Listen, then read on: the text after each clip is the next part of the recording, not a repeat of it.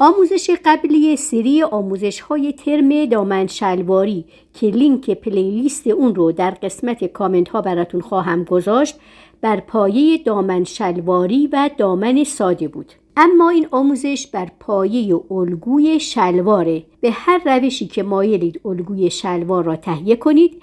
اگه در تهیه الگوی شلوار مشکل داشتید لینک آموزش آن را براتون خواهم گذاشت. درود، ثریا نادری هستم و الگو کشی این مدل شلوار را براتون تهیه خواهم کرد. اگه آموزش براتون مفید بود اونو لایک و به دوستانتون پیشنهاد بدین و اگه خواستین کلی آموزش‌های کانال منو داشته باشین کانال را سابسکرایب کنید و زنگوله را هم انتخاب کنید که برای آموزش‌های جدید پیغام دریافت کنید. برای تهیه این مدل شلوار احتیاج به الگوی اولیه شلوار قسمت جلو و همچنین قسمت پشت داریم که قسمت پشت فقط دمپاش رو به مقداری که نیاز داریم گشاد میکنیم و بقیه کار را روی الگوی قسمت جلو انجام میدیم که برای گشاد کردن این قسمت به دلخواه میتونیم هر مقدار که میخوایم این قسمت دمپا رو گشاد کنیم که معمولاً برای این مدل شلوارها از همین خط باسن بزرگ یک خط مستقیم کشیده میشه هر چقدر که اینجا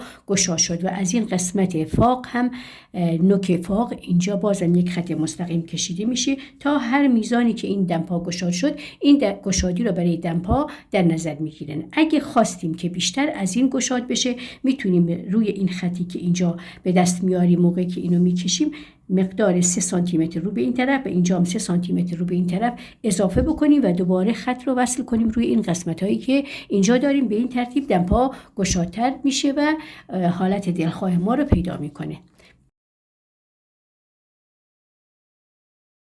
ببینید اینجا روی باسن به بالا و خط کمر تغییری ایجاد نشد و اینجا هم پنس خط پهلو رو داریم. این پنس هم داریم.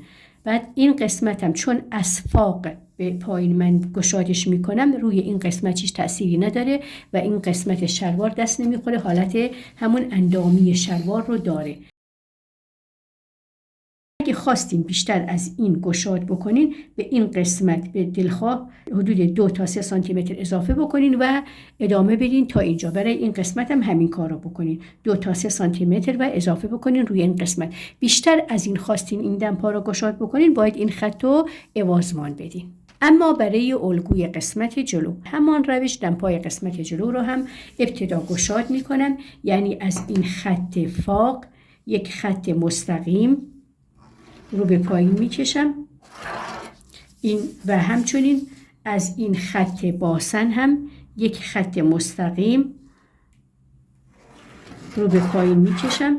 این شد مقداری که دمپا رو گشاد کردم. اگه خواستم بیشتر از این گشاد کنم از اینجا 2 تا 3 سانتی متر بیرون میام، از اینجا 2 تا 3 سانتی متر بیرون میام و دوباره این خط را تا اینجا و این خط را تا این قسمت فاق امتداد میدم. به این ترتیب دمپا گشاد شد. خواستم بیشتر گشاد بشه باید اینجا رو عوضمان بدم. اما در این مدل ما لازم نداریم که بیشتر اینو گشاد بکنیم چون روی این مدل میخوایم پیلی داشته باشیم. محل پیلی در اینجا، بهترین محل پیلی در اینجا محل روی خط اتو هستش که ما این خط اتو رو باز میکنیم و به مقداری که نیاز داریم براش اضافه میذاریم روی پارچه و بعداً اون قسمت رو مقداریش رو دوخت میزنیم که به صورت پیلی دوقلو روی این قسمت باز میشه و مدل به این شکل به دست میاد. روی این قسمت خط اتو ما این پنس رو داریم، باید این پنس رو در نظر بگیریم. این خط رو که قیچی بکنم اینو دور ریز میکنم پنس رو، بعد بهش فضا میدم برای پیلی. پس این خط اتو رو کامل باز میکنم.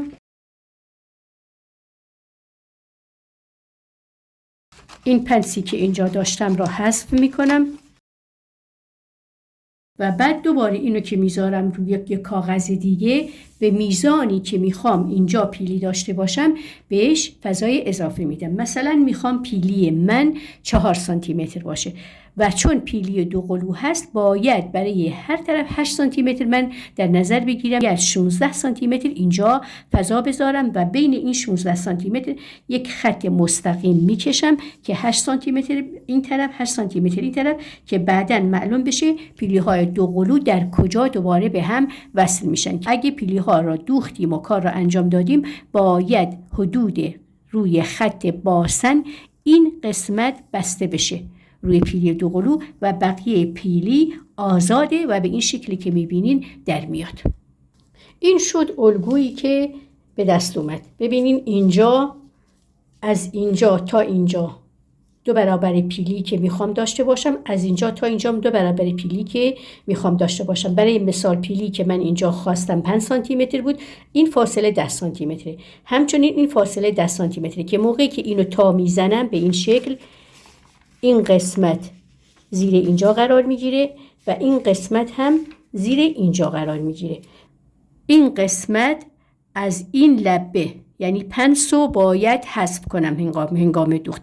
از این لبه روی این لبه بعدیه با ریشی که زدیم با هم منطبق میشن و دوخت میخوره تا روی خط باسن و از اون به بعدش بازه که اینجوری به این شکل حالت پیلی دوقلو در میاد روی زانو و روی پا قسمت جلو. اما در پشت این پیلی رو نداریم. میتونیم روی این قسمت بعد از اینکه دوختیم یک خط دوخت تزئینی هم داشته باشیم. در قسمت جلو هم که اینجا نقاب داره و زیب میخوره.